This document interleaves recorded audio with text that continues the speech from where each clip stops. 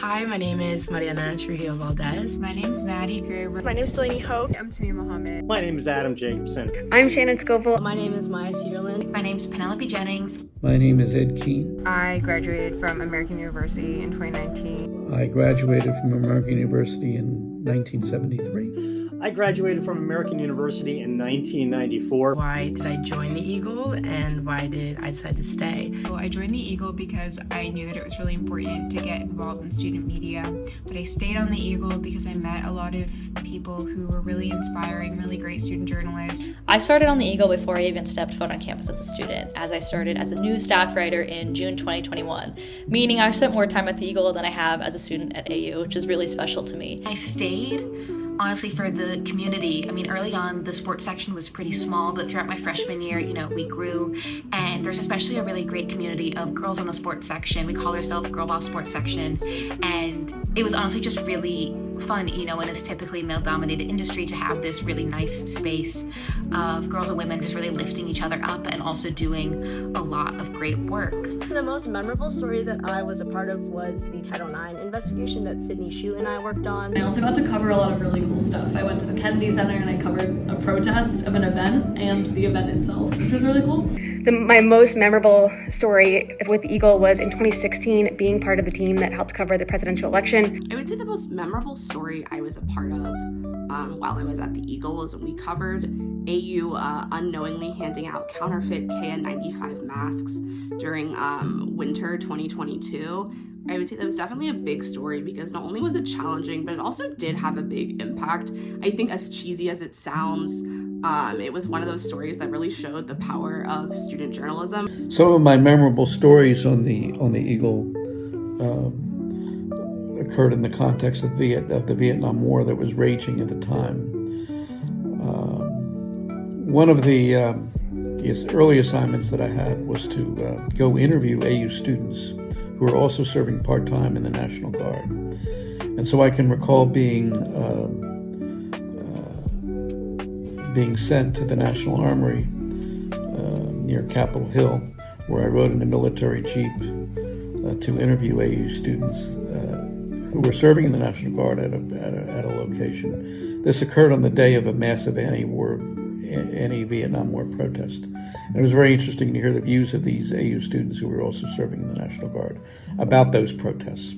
I have been part of a lot of memorable things in this organization, but I think one of the most memorable ones was working on the Palestinian encampment story for El Águila, translating lots of information into Spanish and making it available for our readers in Spanish, and something that was so crucial to what was going on in our college campus at that time. I couldn't interview people in person until one day when I joined the Eagle.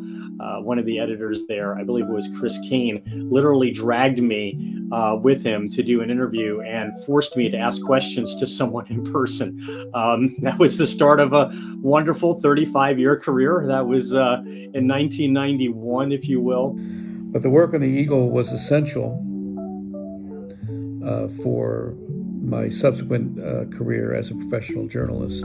I like to joke that I didn't major in journalism, but I majored in the Eagle instead because of just how influential the Eagle was while I was at AU. I think the Eagle really gave me the hands-on, real-world journalism experience that I wouldn't have been able to get anywhere else, and has been really influential now working as a journalist. I think the journalism program here is really great, but you always learn a lot, learn the most by doing, especially in something like reporting. And honestly, I think being on the Eagle has taught me more than any class ever could. If I hadn't applied for TikTok director, I don't think I would be in video journalism. That was really the first start of anything into journalism that I ever experienced.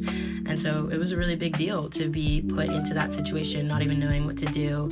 And now I see myself as a video journalist completely. Also, I've been able to connect with really cool and passionate journalism students. I feel like they all kind of understand the student journalist grind. I think also I really wasn't expecting to really make the kind of friends I made at the Eagle. I think some of my favorite memories are my senior year when I was editor-in-chief, when it was the first semester that we came back on campus after COVID. getting to have that first breaking news story that we all published together in the office, like sitting together and editing it, and having the people that were on news shifts do the copy editing and sending that push out when we were all in the same room together. Like, it was just such an electric feeling that so many of us had been missing being online with COVID. I'd say my favorite part about being on the Eagle is just the community. It's really nice.